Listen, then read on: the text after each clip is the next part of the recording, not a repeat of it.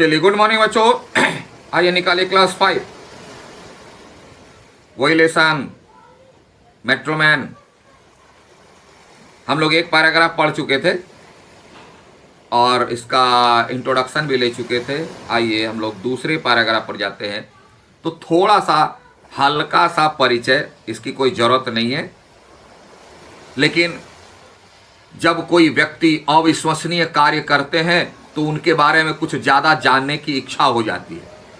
तो उसी इच्छा की पूर्ति के लिए इनका जन्म स्थल वगैरह थोड़ा पता कर लें कि श्रीधरन का जन्म केरल के पलक्कड़ जिले में, केरल दक्षिण के रहने वाले, 12 जून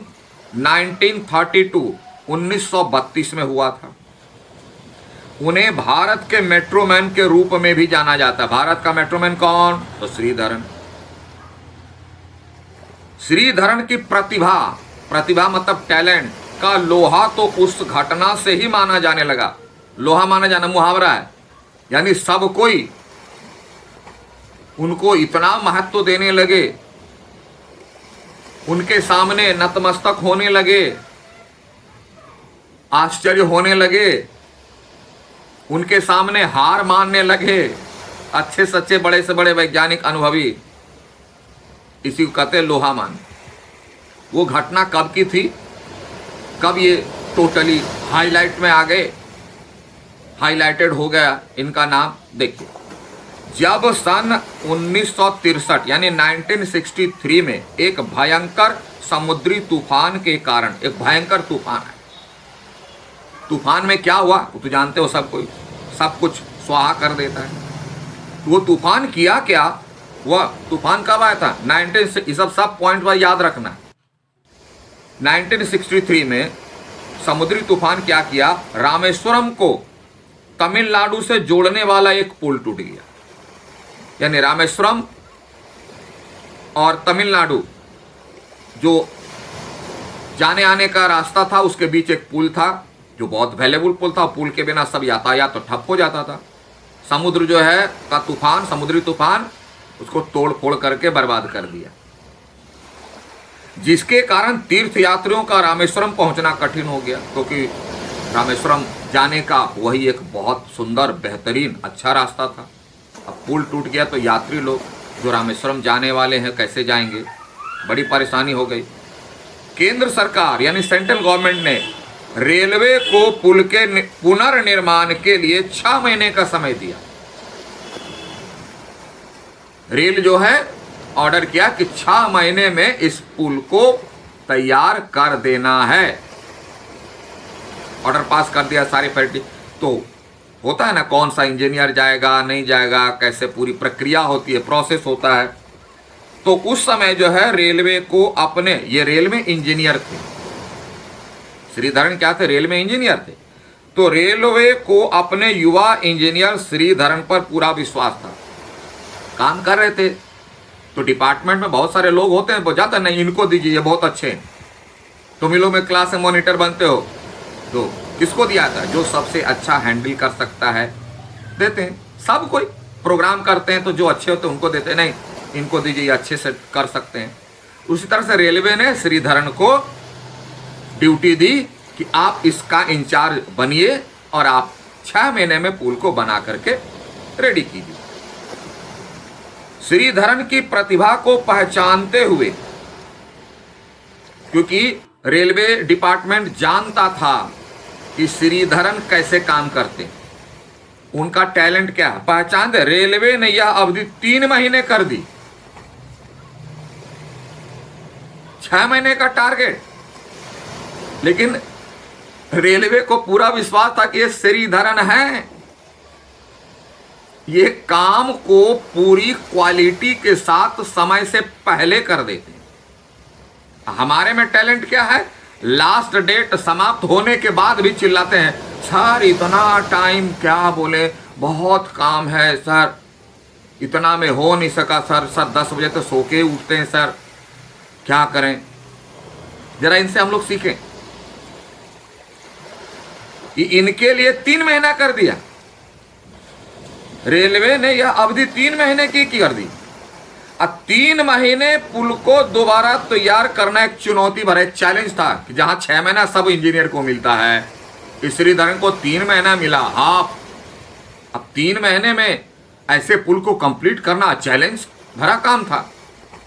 श्रीधरन ने यह कार्य मात्र 46 दिन में पूरा करके सभी को दांतों तले उंगली दबाने को मजबूर कर दिया।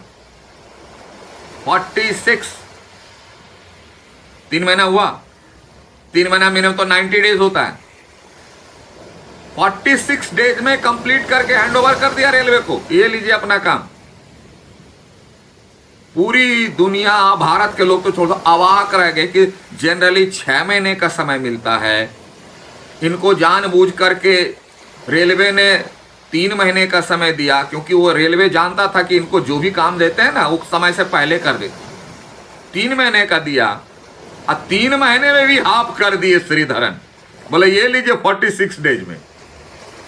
तो सबके दिमाग में प्रश्न होगा, हाँ 46 डेज में कैसा काम होगा, लकड़ी दिया होगा तो सीमेंट कम दिया होगा, रोड क्या क्या। नेवर। पूरी क्वालिटी के साथ 101%।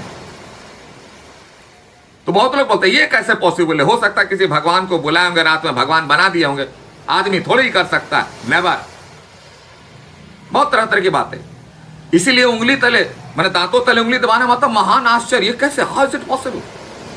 और उन्होंने करके दिखाया, सभी को दांतों तले उंगली दबाने को मजबूर कर दिया, मतलब महान आश्चर्य में डाल दिया।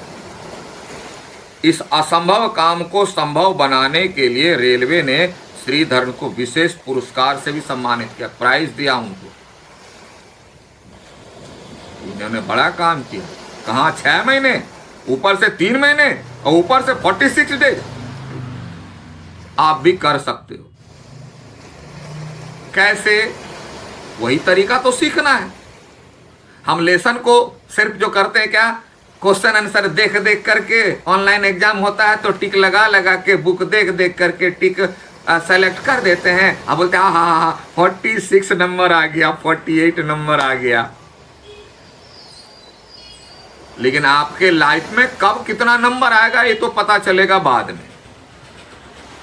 वो नंबर कैसे आएगा, इनमें इस पार्ट में जो बातें लिखी हुई है उसको अपने लाइफ में जब तक इंप्लीमेंट नहीं करेंगे, वहां बटन क्लिक नहीं करेंगे, तब तक वो नंबर आने वाला नहीं। आप कंप्यूटर पर, मोबाइल पर जितना नंबर डालो, कॉपी देख के, किताब देख करके, पूछ पाछ करके, कोई फायदा नहीं है।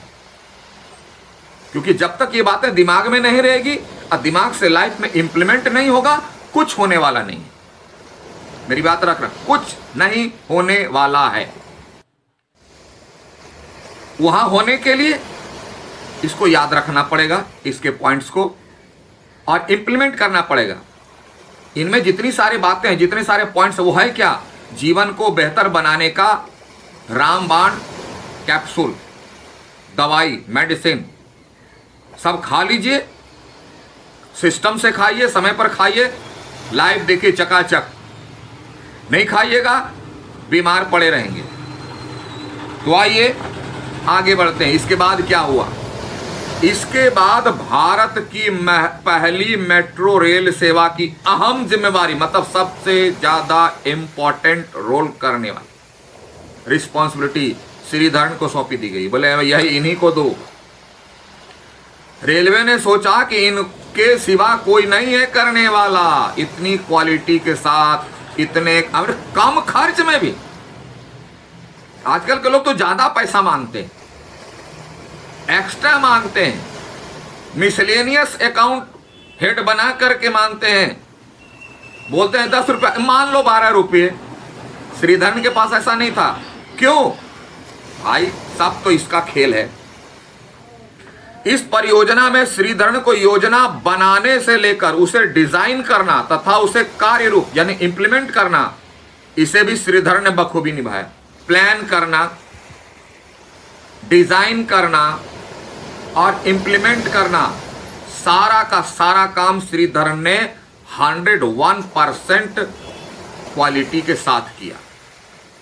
और आजकल हमारे पास तो 100 नौकर हैं, वो करेगा एक गिलास पानी ला, क्या करें हम अपने से कर, ये नहीं, ये सारे काम को रिप्रेजेंट करते थे, मॉनिटरिंग करते थे, खुद जाकर देखते थे, समझते थे। इन्होंने प्लान भी बनाया, डिजाइन भी बनाया, इंप्लीमेंट कैसे होगा वह भी किया, और बार बार हमेशा मॉनिटरिंग भी किया करते थे। पहली बार मेट्रो रेल सेवा के लिए आपको पता है कोलकाता में है, चुना गया बिना किसी रुकावट के। अब मेट्रो रेल बनेगा, कोई डिस्टर्ब नहीं होगा। आज तो एक सड़क में एक गड्ढा भी खोदते हैं ना, तो इतना बड़ा लाल वाला बैनर लगा देते हैं, एट व्हाट ट्रैफिक जाम। सुनिए कलकत्ता जैसा बिजी शहर में मेट्रो ने कैसे बनाया, बिना किसी को कष्ट पहुंचाए, ना ट्रैफिक रुका, ना किसी को तकलीफ हुई। कब मेट्रो रेल का निर्माण होगा यह कोलकाता के लोगों को पता ही नहीं चला। जादू है, हाँ, आपको भी लग रहा होगा, और अगर ऐसे ही पढ़ रहे हैं तब तो नहीं लगेगा कि कलकत्ता जैसे बिजी शहर में, व्यस्त शहर में मेट्रो रेल बन गया, किसी को पता ही नहीं चला। पता क्यों नहीं चला? कि ना किसी को तकलीफ हुई, ना ट्रैफिक रुका, ना कोई परेशानी, कुछ नहीं। ये तो ब्रेन का कमाल है, कार्य करने के ढंग का कमाल है, तरीका। आप लाख बहुत बड़ा बड़ा काम करो, लेकिन आपका अगर तरीका गलत है तो सब बेकार है। कोई कहा यही श्रीधरन की कार्यशैली की विशेषता थी कि वो किसी को पता भी नहीं चलने देते थे, परेशानी तक नहीं, और अपना काम कंप्लीट कर लिए। और आजकल तो दूसरों को तकलीफ दे करके काम भी नहीं करते हैं लोग। उनका मानना था कि कोई भी काम तभी सफल होता है जब उसे करने वाले के पास एक स्पष्ट सोच, क्लियर विजन चाहिए। आपके पास क्लियर विजन है कि आपको अपने लाइफ में कौन से कैरियर को अपनाना है? डॉक्टर बनना है, इंजीनियर बनना है, बिजनेस करना है, क्या करना है? बोला अभी सर सोचेंगे ना, अभी तो क्लास 5A में है। सोच लीजिए, जब तक स्पष्ट विजन नहीं रहेगा, क्लियर विजन नहीं रहेगा, कोई आदमी लाइफ में कुछ नहीं कर सकता है। करेंगे ना, अभी बहुत समय है। नहीं, रावण भी सोचता था अभी बहुत समय है, कुछ नहीं कर सका। तो ही करने वाले पास स्पष्ट सोच यानी थिंकिंग और दृष्टि, विजन होनी चाहिए, सोच भी होनी चाहिए, और उसके लिए विजन यानी प्लान भी होना चाहिए। तभी आप सो के उठते हो, उस समय तुरंत प्लान हो जाता है कि अभी सुबह जस्ट ना उठ करके कहाँ जाएंगे, पहले वॉशरूम जाएंगे, पहले ब्रश करें, कि पहले पानी पिए, कि पहले भोजन करें, कि पहले स्टडी करें। माइंड में चलता है, उसी के हिसाब से हम लोग काम करते हैं। सेम सेम सेम उसी तरह से, ठीक उसी तरह से अपने कैरियर के बारे में सोचना है। इसके बिना सफलता की कल्पना भी नहीं की जा सकती। श्रीधरन बोलते इसके बिना कल्पना मत करो, छोड़ दो कि आप कैरियर में सक्सेस हो गए, नेवर हो। प्लान नहीं है, स्पष्ट विजन नहीं है, क्लियर विजन नहीं है। यही कारण है कि श्रीधरन ने अनेक परियोजनाएं निर्धारित समय से पहले और कम बजट में पूरी की। सोच रखोगे, थिंकिंग, मैंने बार बार कहा, सोच बदली, जीवन बदल गया। सोच खराब है, जीवन भी खराब है, जड़ तो वही है। इसलिए इन्होंने साफ साफ लिख दिया कि जिसके पास स्पष्ट यानी क्लियर थिंकिंग और क्लियर विजन है, इसके बिना कोई भी व्यक्ति किसी भी काम में सक्सेस नहीं हो सकता है। याद रखना, यही वह दवा है, यही वह टेबलेट है, वही वह मेडिसिन है सक्सेस होने का, और कम समय में विथ फुल क्वालिटी हो सकते हैं। तो चलिए, ये मंत्र है श्रीधरन का सक्सेस होने का, और इसके आगे की बात अगली कक्षा में पढ़ेंगे। तब तक के लिए thank you, have a nice day.